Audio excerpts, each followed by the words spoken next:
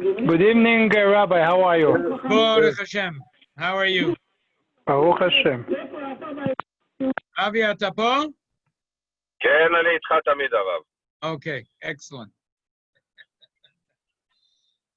I want to give a special cheer tonight. And it should be L'schus Chava Bas Berleya. I'm continuing a little bit from last week, Monday. Tonight, where those that are starting the 40th cycle of Rambam are starting the first 3 Parakim of Rambam, Yesod, Amud HaChochmas. And the actual, when you finish the 4 Parakim of Rambam, the first mitzvah is about Kiddush Hashem. We're going to follow tonight, cover some fascinating stories. And I'm going to finish off with a mesmerizing story at the end, which is the title of the shir. But let's take one thing at a time. Thank you very much for sending out the Mara Mekoimis. We only have a short time, so I'm not going to cover everything. I'll leave some of the stuff for you to read. Fascinating stuff. Last week, I mentioned about a machloikis between 2 Rabbonim, which are also Mekubalim. And this guy said, I see you in the dream. You didn't answer me in my dreams. I'll ask you Bahokits. So I sent out a few copies about who these 2 people were, which is Rabbi Eliezer Nochem. Eliezer Nochem wrote the Sefer Chazon Nochem on Mishnayos. He passed away. He was a Rishon LeZion in Yerushalayim. He passed away in the year the Baal Shem Tov was born. He was when the Chidah was young. The Chidah learned by him. And he was in Turkey, and then he was in Adriana, which is a beautiful place in Turkey, Greece. In the last 10 years of his life, he was a Rav in Yerushalayim. So I sent out I hear about a bio of him, interesting stories about him, about his unbelievable asmad and limud Torah, his gadlus and his tzidkus. So you get a chance, you can read it, and also an interesting thing he wrote about the publishing of his Svarim.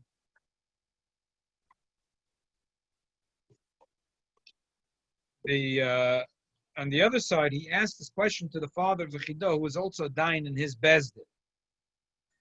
So just a very, very short summary, because I just want to get to the issue of tonight, of what we're doing tonight. He asked, the Rabbi Eliezer Nochem, the Chazon Nochem asked, the father of the Chidah, if a person has Mesidus Nefesh, and then there was something miraculous happened and he stayed alive, does he make the bracha of a goyim or not? And basically, a father of the Chidah, Rabbi Yitzchak Zerachi Azulai, said, no, you wouldn't say, and if you boil it down, it would be for 3 reasons. Anytime you do something in your own ratzon, like Uraza B'Shimon that bring Yisurim upon himself, then when he's nitzel, when he tells the Yisurim to go away, there is no bracha sagaimel, which is a little bit of a question of what Raya.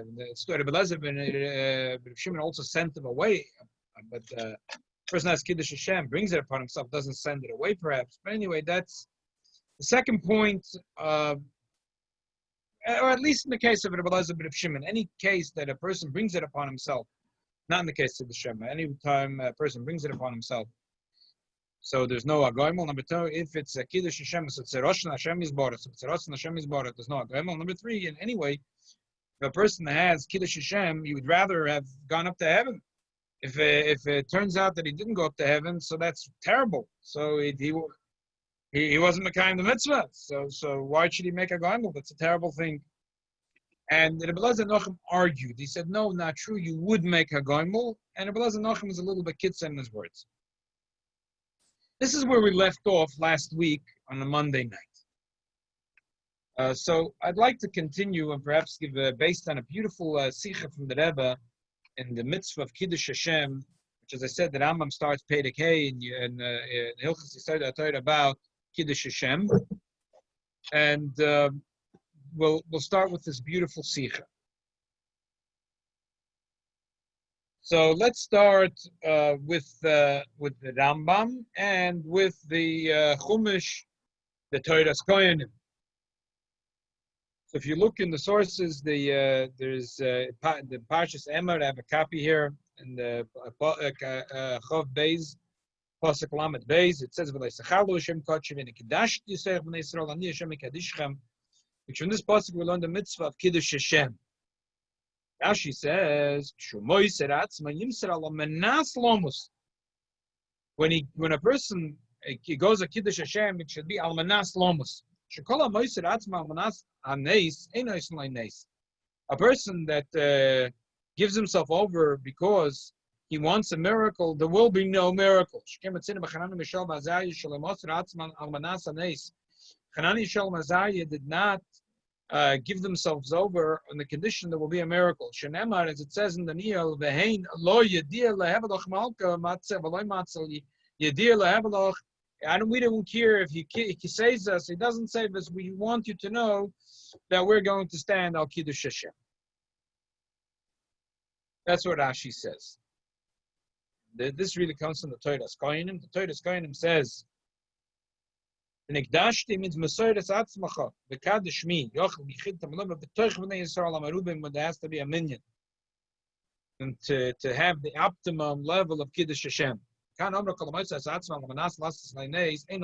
person that gives his life over with a condition for a miracle, there will be no miracle. But if it's with the condition that you shouldn't be, it's not with the condition to have a miracle, he will have a miracle. Al deno pisgema lihizboinana lihit vutach. We're not going to spend time to think about your offer to bow to the idol, because in Daniel, the chapter 3 is the story about the Nebuchadnezzar who made this big idol, and he said that all the nations in the world have to bow, and if not, they'll be thrown into the furnace of fire. And then came people to tell the king that Hananiah, Mishael, Azariah didn't bow. So they were brought to usher to the king, and the king said that they should bow. And they said to him, we're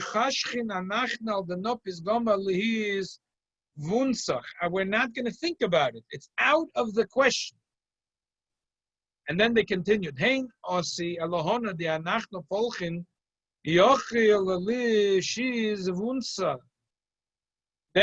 our God could save us. I mean, from this fire, Yekidat that's burning. And from your hand, he could save us. If he doesn't save, you should know, our king, that to your God we will not serve. And to the gold statue that you have erected, we will not bow. And continues the Torah Kohanim, Shetofsu Merenus es Papus ves Lulainus Achiv Belud. Amar lahem, he said, Imatem Ma'aman Shel Hananiah Misrael V'Azariah Lo Be'aleichem Alekeichem V'Yatzel Eschem Yodi. If you're from the nation of Hananiah Misrael V'Azariah, let your God come and save you. Amar lei Hananiah Misrael V'Azariah, and Hananiah Misrael V'Azariah said to him, they said to him, Hananiah Mishael Azariah Kshedim Hayu. They were kosher people. Nebuchadnezzar was a very upright king, and therefore he had the schus sheyasa nes al yadin. Avalata melech Rasha ve'enat hagnu sheyasa nes al yadcha. You are a Rasha, or the Gemara says in Tainus Daf Yudches, you're a hedyot, so you don't deserve a miracle should come through you. You might ask, what, Nebuchadnezzar was a big tzaddik? Nebuchadnezzar Melech Bavel was a big tzaddik. He was a Rasha, one of the biggest Rishonim at all times. But in the context of this story after, because the pasuk says that they were thrown into the furnace, and the fire was so bad, so strong, because the king had said that they should make the fire as strong as possible, that the people that threw Hananiah, Mishael, Azariah into the fire, that tied them first up with their begodim on them and threw them into the fire, and those people themselves got burnt from the fire and died. Such an intense fire was. And yet, the Nebuchadnezzar looks and he sees there's the people are walking, they're walking in the fire. He couldn't believe what was going on. So he declared, He declared to the world, on the Nebuchadnezzar, Ve'omar brich Eloi hayon di shedrach meshech ve'avad negei, which is Hananiah, Mishael, Azariah. The Shalach Malachi, the Shaziv, La'avdui, the Serechet Zalui, who send his angel and save the servants that trusted in him. Umilas, Malke, Shanui, Beyave, Gishmehan, Di Loi, Yifolchem, Velo Yisignu, Nakola Lahod, Lahod Lalahayah. And he gave them their rewards for not bowing to anyone besides their God. And then he made a declaration. Mini seemed to aim. For me should come out a command. The call Uma Belishan the Emer Shalu ala Lahayam the Shedrech Meshach V'Abed Negei. For me comes out a command to every nation in the world who will speak foul against the God of Shedrech Meshach and Abed Negei Hananiah, Mishael, Azariah. Hadom and Yisaved. Uveise nevoli yishtave kol kovel di loy eser laho ochran di kule latzola kedena. That anyone that will speak foul on the king, on the God of Hananiah, Mishael, Azariah, his body will be cut into pieces. His house will be turned into a dump, as because he spoke against the God. That there is no other God that could make such a salvation as the God of Hananiah, Mishael, Azariah. So in other words, the Nebuchadnezzar realized that there was a God, and he recognized there was a God. Said so. Now in the story of the king of Rome, or the general of Rome, that was sent to be stationed in Eretz Yisrael, and he wanted to kill these two Yidden, and he said, "Oh, you know what? Let your God save you, like he did to Hananiah, Mishael, Azariah." They said, "You're a hedyot, you're a melech Rosha. If the miracle will come, you will not bow to God. You will not declare that this is the God of the world. So therefore, God won't make a miracle for you." And another reason they said, "V'onu mechayvi." And we are chayev misal hashamayim b'mayin ato hargein. If you won't kill us, harge mazikim lifnei hamokem, harbe dubim, harbe aroyes, harbe nemorim, harbe nechoshim, srofim, harbe akravim, shiv gabonum. They said, perhaps they said about themselves that they deserve to be killed. And if you wouldn't kill us, maybe God has many lions and tigers and bears and snakes and scorpions, and but those scorpions are not Bala Bechida, but you are Bala Bechida. They turned to him and said, they pointed to him and they said, but God will demand our blood from you. Amru, our sages said,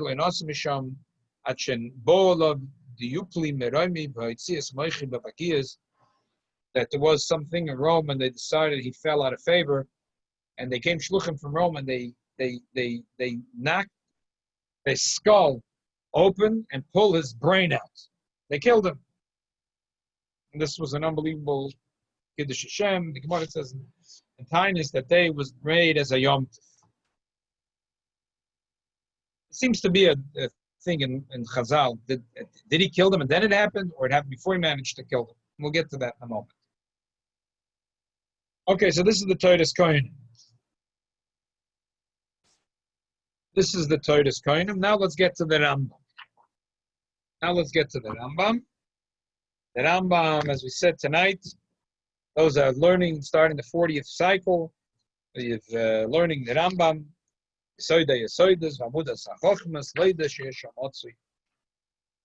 and that's the first Perek in the Rambam. And right after the four Prakim, which is Nice and Makab, Nice and Bereshis, the Rambam says in Perek 5, Kol Beis Yisrael Mitzuvim Al Kiddush Hashem HaGodel Shenema B'Nigdashti B'Toich B'nei Yisrael, the pasuk we're talking about. Turn the page at the next copy, Alocha Daled. Kol Mishenemar B'Yavar V'Al Yehoreg. ונהרג ולא יעבור, הרי זה מסחי בנפשו. כל מי שנאמר בו יהורג ואל יעבור, if he's supposed to be killed, ונהרג ולא יעבור, and he was killed and he wasn't עובד העבודה, הרי זה קידוש השם. He did the mitzvah of קידוש השם. ואם היה בעשרה ישראל, הרי זה קידוש השם ברבים. Idoniel, Hananya, Mishal Mazaria, Krebakiva, Vachaveda, Ve'ela, Arugi Malchus, Shein Ma'ila al Malas. These are Arugi Malchus, there is no greater Ma'ila than these. Velayim Nema, Kerlacha, Ragni, Kolayim, Nachshavik, Tzantifcha, Velayim Nema, Isfali, Chasidik, Hoyes, Ablisi, Alazavach. Why is the Rambam giving such an arichas about Hananya, Shorel, Mazaria? It's halacha sefer, it's not a storybook. Even though now we're standing in the 3 weeks, and the beginning of the 3 weeks has a strong connection to the Asora Haruge Malchus and Jews throughout the ages who exercised the courage in Kiddush Hashem, showed incredible amount of courage coming from Yud Beis Yud Gimel Tammuz, Chassidim who showed unbelievable courage, Yidden that showed unbelievable courage in this past generation, Sidus Nefesh. But why is it that the Rambam goes into story about that you should know that the Kiddush Hashem of Hananya, Mishal, Azariah, Daniel, Akiva, Harugei Malchus, She'ein Ma'ila Malosam. What's the Rambam trying to bring out? Unbelievable sikha. Do a chelik of the sikha. I sent in the sources and the resource. So I sent a copy of the sikha, but you can follow without looking inside. Basically, the Rebbe says that the Rambam ignores this Torah's Kohanim. The Meforshim ask, why is it that Rambam ignores this Torah's Kohanim? Rashi brings it.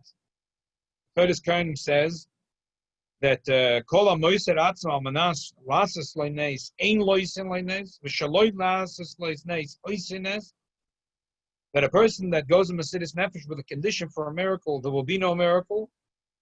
Like the story of Avram Avinu and his brother.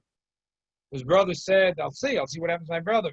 And then when there was a miracle for Avram, Nebuchadnezzar asked the brother, what do you say? He says, I'm with Avram. He threw him in. But because he expected the miracle, he got killed. As Rashi says in Bereshis.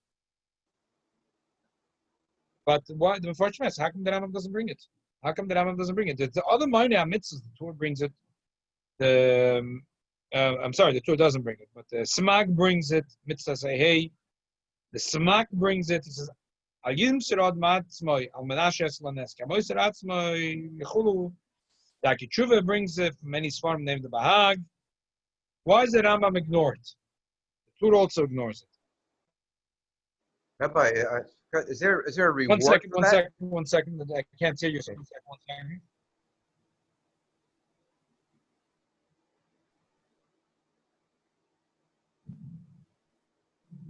Okay, I can hear you. I'm saying that, does that person get a reward for doing that anyway? If he gets killed? Yes. For sure. Okay. But I think the Sikha will answer this question and other questions you might have in a spectacular way. So you could say that the Rambam doesn't say it because it's not a din, it's just a story.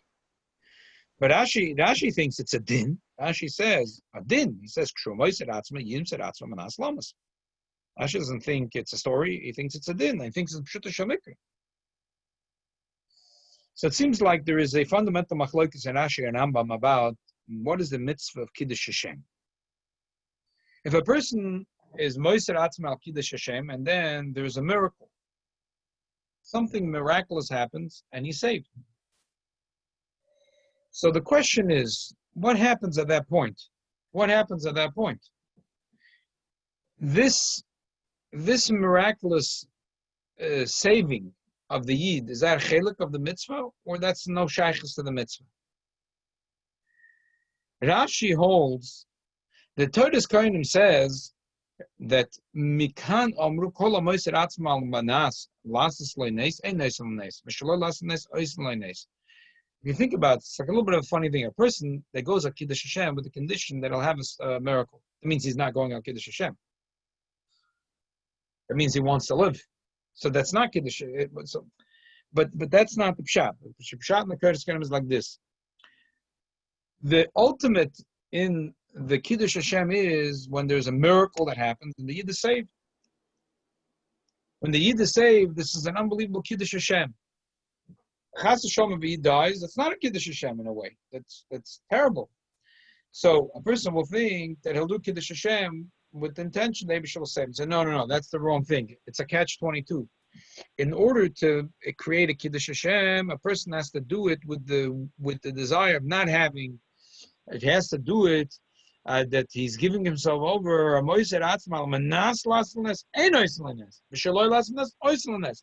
But when he gives himself over, and then there's the ultimate Kiddush Hashem. And that's what Rashi is saying. Rashi is saying that really this is the mitzvah. The mitzvah of Kiddush Hashem is that there should be a miracle. But how are you going to make sure there'll be a miracle? The only way to do it is if you do it with the mitzvah l'shma. But if you do it with the condition there'll be a miracle, there will be no miracle. And then there won't be a Kiddush Hashem. So there's like a catch-22. The only way you're going to have the ultimate Kiddush Hashem is if you do it with the condition not al-manas to have a nes, but then there will be a nes, and that will be the Kiddush Hashem. And that's what Rashi is saying. Shemois that it's atzmin yumsir al-manas lomus. She kol ha-moiser atzma al-manas ha-nes, ein nois lo-nes. So therefore, he should do it al-manas lomus. But once he's going to do it Amanas Lomos, there will be a nace, and the nace is going to be the Kiddush Hashem. That's Rashi ship. And therefore you understand why the Torah's Kohanim has to bring a raya from Chanani Mishal Vazaria and a second raya in the days of the Romans. It's not just two stories, that one from the first Churban Beis HaMikdash, one from the second Churban Beis HaMikdash. Because the raya, it's not just a story. That really, there is a very strong raya over here, because you see the Torah's Kohanim brings the whole conversation that there was, or a big part of the conversation that there was between Hanani, Mishal Vazai, and the king. Lo choshen anachn al danok pizgam al hitbunach. Hein osi alohane de anachna palchen yochel l'shizavunam in atu nahare akidat. Yadach malka yeshazim. That our God could save us. Why is that relevant? The main thing is they said, Hein lo yadir lehev l'chamalka. You should know, miracle, no miracle, you should know the lahoch lesan afolchin latzel dav lo yisagdim. That's it. No, because according to the reason that Torah's Kohanim is quoting it, because the Torah's Kohanim holds that this is a part of the Kiddush Hashem. The part of Kiddush Hashem is that the Eibusha shows that he saves the Yidden, and there's an unbelievable miracle, and the whole world is trembling from that, and they can't believe it. Similar to that is the Torah's Kohanim brings the story of Merenus, that the Roman king who tried to kill Popus and Linus, which folks like Gemara in Tainus Daf Yud Ches, we once learned it. So why does it bring the whole the story? Because the shleimus of Kiddush Hashem is when there's a miracle, and that's what happened at the end. It was a miracle. Is that this Roman melech fell out of favor from the authorities in Rome, and they sent shluchim to crack his skull and pull out his brain. This is Rashi Shita. The Rashi Shita is that the miracle that happens to Yid that's saved when he goes al Kiddush Hashem is part of the mitzvah. It's just that if a person does the mitzvah al manas for the miracle, that's not called, he's not doing Kiddush Hashem. So there won't be a miracle. The only place to be a miracle is if he's doing it with pure intention for Kiddush Hashem. But once he does the intention pure Kiddush Hashem, there will be a miracle. Maybe she will save him. That's going to be the ultimate Kiddush Hashem when a Yid is saved. When a Yid dies, that's not Kiddush Hashem, that's Chilul Hashem. When a Yid is saved, miraculously, that's the Kiddush Hashem.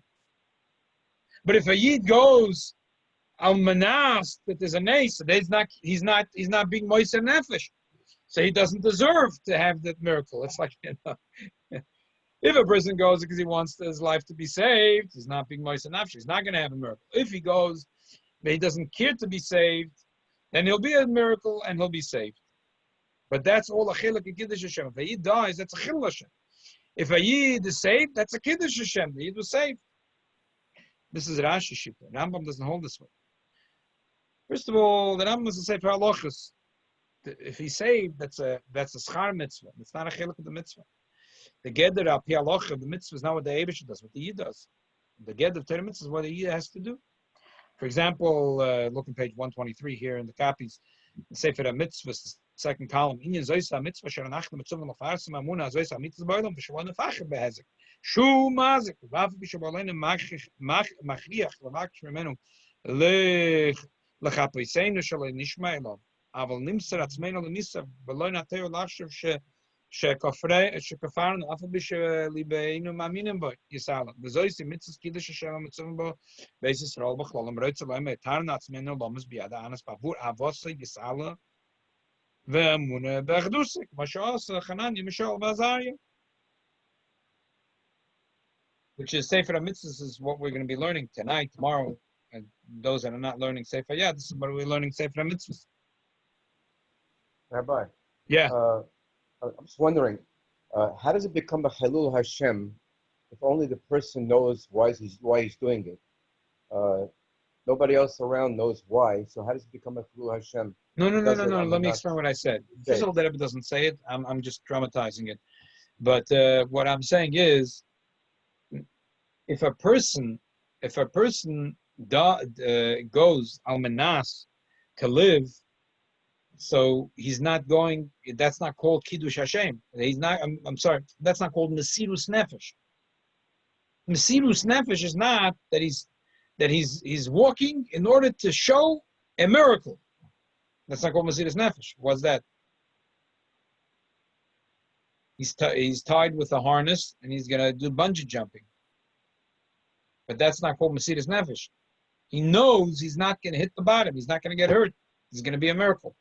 So if he goes over now, that's not called doing the mitzvah. And because he's not doing the mitzvah of Mesirus Nefesh, there will be no miracle. So Rashi says the ultimate of is there should be a miracle. So you have to have in mind that you're doing it pure. Mesirus Nefesh, pure. Not for the miracle. But then the miracle is going to happen. But why is it important the miracle should happen according to Rashi? If he dies, it's terrible. It's a chilul Hashem. He died. Terrible. Where's the Eibishter to save him? When the Eibishter saves him in a miraculous way, that's a Kiddush Hashem. Understand what I'm saying? Yeah, I got it. Very good. The Rambam, on the other hand, holds, first of all, that this is just a reward. If the Eibishter saves a reward, it's not chiluk mitzvah. The mitzvah is a yichud. And not only that, the Rebbe says on a deeper level, the inyan of Kiddush Hashem is that they show the love, the deep love that the Yid has to the Eibishter. And this is why he brings the story of the Arugi Malchus. It's not a storybook. Why he said Arugi Malchus Shem Alav Malosam Alei Nemer? Because the way the Arugi Malchus did it shows us what it is to be a Yid. The Yid is in love with the Eibishter. He can't live without the Eibishter. That was the story of the Arugi Malchus. The Yid is deeply in love with the Eibishter. He can't live without the Eibishter. He's willing to die on Kiddush Hashem with his deep love of the Eibishter. The world sees how in love a Yid is with the Eibishter. He's dying over this love. Kipshutai. And the Rebbe brings four nice eyes for this. The Rambam Shita. We know that the Malach said to the Magid, to the Beis Yosef, and the Beis Yosef writes it in the Sefer Magid Mesharim, beginning of Pashat Tzad. He said, "It's something called to Sarif al Kedusha Shmi, v'tuked al Kedusha Shmi." And then he was punished. He was not zeicha to have it. The Rebbe spoke about it many times. And then there's Shalos Tshuvas Vashmuel, and it's also brought in Minchas Chinuch, Mitzvah Reis Tzadik Vav. There's a Shakla V'Tarya. There's those that say that the Yid that's being killed is not one of the 10. There's Kiddush Hashem and Kiddush Shmoi Barabim. There's 10 Yidden around. He's not there. Why can't he buy? A Chassan could be, right? A Chassan could be one of the 10 people. Chassan is a Min HaMinyan. So why, when Kiddush Hashem, can't he be Min HaMinyan? So there are shittas that hold because the whole idea is he should die, and once he dies, he can't be part of the minyan. Okay, so you can argue, you can say that the Kiddush Hashem happens even before the Rega that his neshama went out. So he could be part of the 10, but the actual idea that these poskim had, even those that are arguing might say, because we now have to wait till his neshama goes out for the Kiddush Hashem to happen. When he's already willing to die and he's walking towards his death, it's already a Kiddush Hashem. So he could be part of the 10. And also, Sefer Chassidim says, according to Shalom Alocha, that a person could make a bracha before he's being killed, al Kiddush Hashem.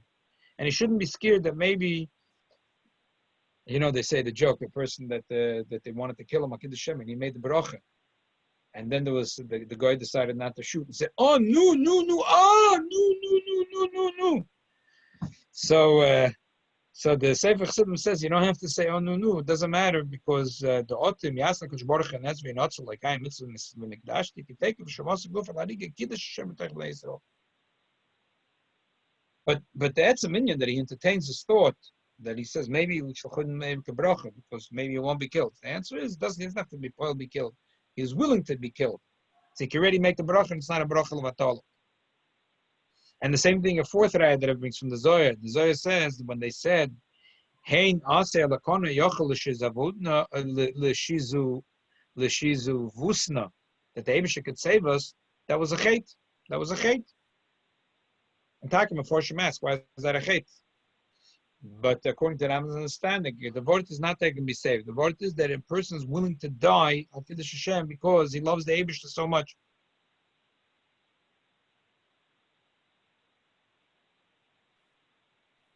So the difference of the Rambam and Rashi is me'akotza lakotza. According to Rashi, what's the Kiddush Hashem? What's the Kiddush Hashem?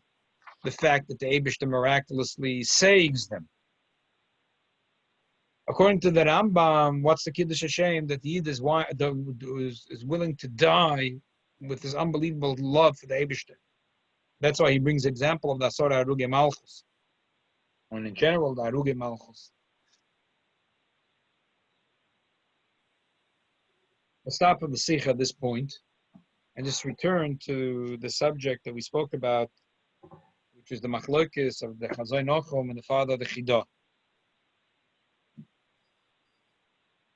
If you say, like Rashi, that Kiddush Hashem is the miracle, so what was the Chidah's father's svara? That if a person didn't die al Kiddush Hashem, so it's a shame that he didn't die al Kiddush Hashem. It's a shame they didn't die al Kiddush Hashem. That would have been even better if he, like the Beis Yosef, who was punished and he didn't end up being killed al Kiddush Hashem. I'm sorry. So let me finish first the thought according to Rashi. So according to Rashi, that the Kiddush Hashem is the miracle.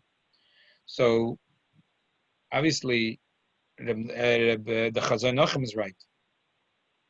Sure, you should say a goimel. The main thing is the miracle, though. That the salvation is doch the Iker. The salvation is doch the Iker. So what's the question?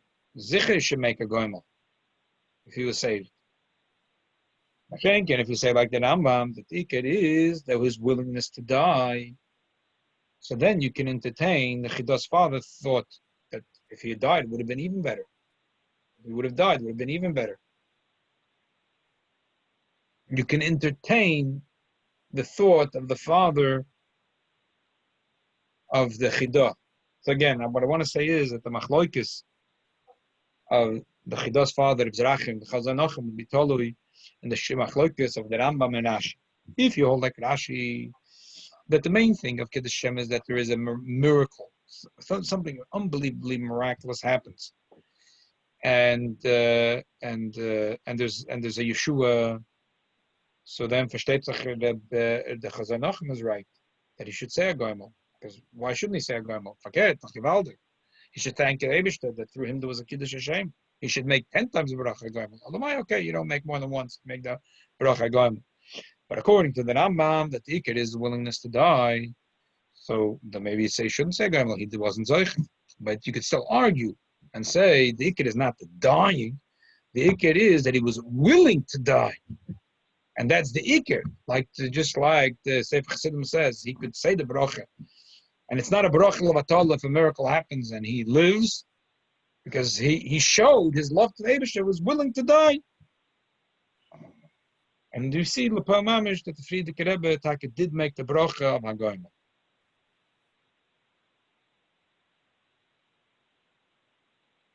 Two remarkable stories that I'd like to share. One that I heard from my Zayda, and I'm not sure we get a chance to do that tonight, so maybe we'll do it another night. And another one from Chacham Yakov Dobrashvili, and this takes precedence, this story, because this was the name of the shir. So, to start with this story. It was actually an interesting thing that I have here a book, the Chabad Rebbeim and Georgian Jews. They were in Lubavitch. There were already the boys that came from the Georgian Jews sent boys to learn in Lubavitch, still in Lubavitch, and then in Rostov, in the days of the Rebbe Rashab. Many, many years ago, I was running a Hebrew school for the Georgian community on Yellowstone Boulevard in Queens. So, talking about 20 years ago, more than 20 years ago.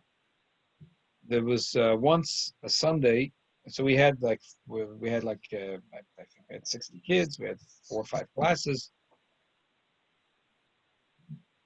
They asked if I can come upstairs. The Chacham came, hundreds of people waiting to give his hands. Okay, so I came upstairs. It looked like he had an angelic look. But looked like he looked like anyone would look like. You would look like someone from 770. You just walked out of 770. So I went over. I said, "Shalom." He said, "Oh, what's your name?" Oh, he says, "I was chavrusa with your uncle. How's your uncle doing?" I had an uncle, my great uncle, Moshe Marsov, who had unbelievable Mesiras Nefesh and holding up the Tem Chatim Lubavitch in the worst of the worst days under the circumstances of the Second World War, famine. He made sure that his Talmidim always were well fed. Anyway, let's go to the story. Chacham Yakov Dobrashvili, who was the chief rabbi for Georgian Jews. So this was in the year Tafshin Yud Gimel, 53, in the aftermath, or in the time of Stalin, and this was the time of the accusations against Jewish doctors. So things were very, very tense. And even though Georgian Jews had it a little better, in general they say that the Georgians had it better than all of Russia, because Stalin came from that country, and he was a little nicer to his countrymen. But I don't know if this theory is true or not. There's another theory is that they were Sfardim, the Georgian Jews, and they had an unbelievable toikif, and the authorities knew that they couldn't. So over there was much more yeshiva, and much more learning Torah, and there was still mikvahs, and there was still shiuri Torah. I mean, the Georgian Jews were very strong. They were very, very strong. They were not going to fold. Unfortunately, all over the USSR, the KGB and their henchmen were able to shut down every yeshiva, every mikvah, every shul. But they didn't manage. Not the Georgian Jews were too strong for them. En masse, they stood up against the Soviets. So they say in Georgia every Jew is named Shvili, Dobrashvili, Mechashvili, Yakashvili, Chachashvili. They say that the Georgians they know that the Gemara says B'Shvili Nivre Ha'olam. So everyone is a Shvili. But they have like that kifus. They had yeshivas going on. They had shul. Anyway, so it was in the winter, 53, and someone dressed in civilian clothing comes into the shul, and he says he has an important thing to talk to Chacham. Chacham walked outside. The guy unbuttoned his shirt. He was a KGB agent. Please come with me, he says. Anyway, took him to the local prison. They didn't want to make a scene and arrest him in front of his students and in front of the community in the shul, so they did it in a cunning way. Kitsa in the prison, he was already, not only he was there, many other Chacham or Ada were there. So started his interrogations. And Nebuch, we're talking about 1953 in the Soviets. This Rahman al-Islam. It was the physical torment was the way they went. What happened was he figured out what was his Gevaldik sin. Sometime before that, in the city square, they were taking down the statue of Lenin, and they were instead putting up a new statue for Stalin. So he was walking with a few students, and the student said, "My high." So he made a joke. He said, "Shlomo Melech said, Toiv kela v'chai mina arya mes." So now he was accused that he was calling Lenin a lion and Stalin a dog. Called Stalin a dog. So this is a terrible offense. So it came Purim time. It was the night of Purim, and he was calling for interrogation. And he, Rahman al-Islam, terrible. He went through Nuyim Koshim, and then he was sent back to his cell. He tried to read the Megillah, Alpeh. He reads the whole Megillah, he falls asleep. A few minutes later, he's being called in.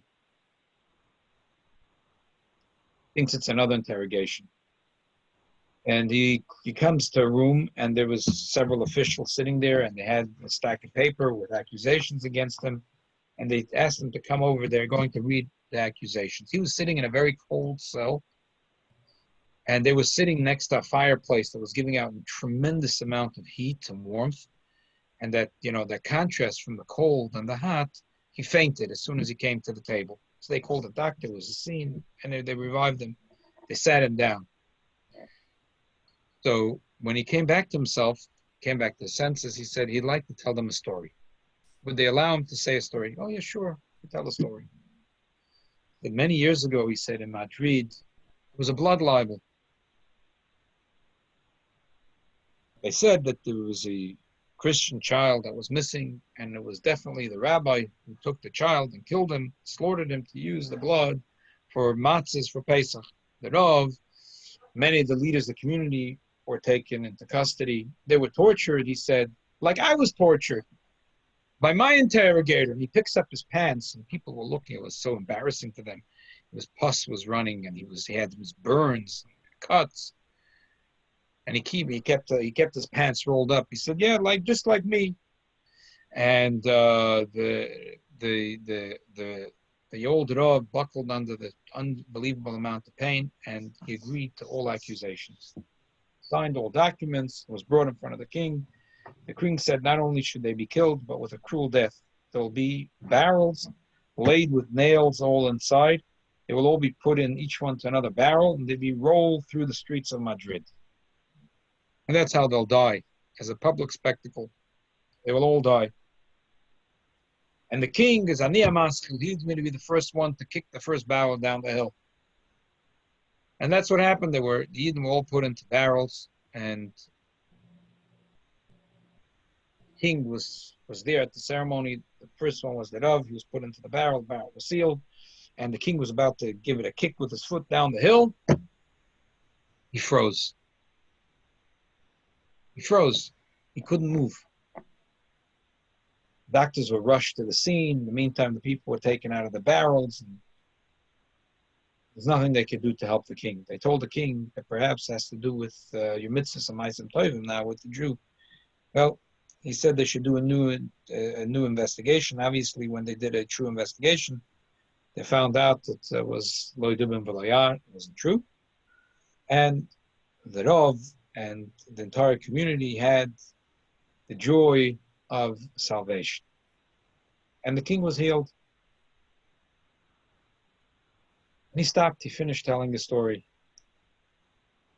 So the KGB official said, "Aha, so you're trying to tell us that that you are similar to the rabbi in Madrid. He said, well, I'm not sure that I have a schusim like him, that God will show his wrath with so swiftly, but there's no doubt in my mind that the Eibishter will punish and avenge my blood. And if it won't be today, it'll be tomorrow. Oh, you're a really good storyteller, they said. You know what? We'll deal with you tomorrow. Just send him back to his cell. The next day, when he gets up, again, he's being ushered back to the same room. But this time he sees that there's something strange. It's like a feeling in the ear, a feeling of aura in the ear.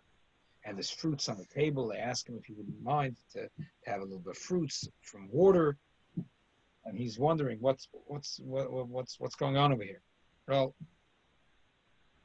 the interrogator who tormented him that night when he came home, his wife was preparing some big thing, and she had a huge pot of boiling water, and her little daughter came to help her mother, and she climbed up and she fell into the pot. The mother became so crazy, she went to the roof of the building and jumped down. She died. The mother and daughter both died a gruesome death. And since they all heard the story from Chacham Dobrashvili, it became very clear to them that he said, if it wasn't be today, it would be tomorrow. But they really got scared that they started up with the wrong fellow, and they asked him for forgiveness, and they sent him home. 3 days later, everyone found out that Stalin died, and all the other Yidden from the Pnei Eder were also sent out, and it was like Hudim Ha'Yisrael v'Simcha v'Sasam v'Yikor. Chacham Dobrashvili lived a very long, sweet life. He was appointed chief rabbi for Georgian Jews, and eventually Tav Chacham Zayin he left Georgia. He came to Eretz Yisrael. He came a few months later, he came to the Rebbe, and the Rebbe asked him to continue working for the Georgian Jews to keep up their illustrious Messiah. The Chacham Yakov Dobrashvili lived to the ripe old age, and he passed away in Tafshim Mem Ches.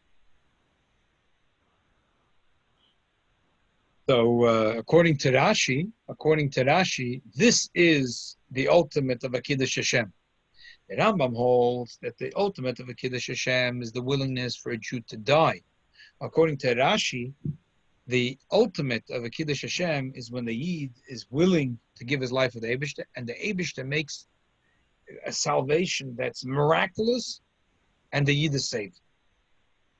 As I said before, perhaps this will go back and let's explain the machloikis of the father, the Chidah, and the Chazai Nachum. The Chazai Nachum goes very well with Rashi. Sure, you should say Agoyim after the miracle, because that's the ultimate. The ultimate Chilul Hashem is when a Yid never suffers, a Yid dies. The ultimate Kiddush Hashem is when the Eibishter saves the Yid. That in a miraculous way. For sure, the Yid should make a bracha. Father Chidah perhaps could hold like the Rambam, that the Iker is the willingness of a Yid to die. So therefore, if he didn't die, maybe he shouldn't make a goyim. But even then, you could say he's not correct, because the Etzem Inyan, the Yid shows this willingness to die. He doesn't have to die by Pal Mamish. That you already did the Kiddush Hashem to show the world how much the Yidden love the Eibishter, and therefore you should make the bracha v'goyim, like the Friedrich Rebbe made the bracha v'goyim. In the 3 weeks, we focus on the unbelievable courage and heroism that the Yidden had for the past 2,000 years. It sure brings out the unbelievable love that the Yidden have to the Eibishter. The truth is, the Alter Rebbe says in Tanya, this is not just a story. When we think about the Asor HaRuga Malchus, when you think about the Chassidim of the Friedrich Rebbe and the Rebbe who had Mesidus Nefesh B'Poel Mamish, when we think about Yidden throughout Europe, Chassidei Ashkenaz, days of the Crusades, the days of the Chalmanitsky, Yimach Shemai V'Zechroi, of the Nazis, Yimach Shemai V'Zechron. This is not just a story of yesteryear. It's a story of our love. It's a love story. It's written in blood. And the Alter Rebbe says, when a Yid thinks about the unbelievable Mesidus Nefesh that Yidden had for Kiddush Hashem, And a Yid has, at that moment, the Yid has an Nisayan, whatever Nisayan it might be, a Yid knows that he would be willing to die. A Yid knows I'd be willing to die, Al Kiddush Hashem.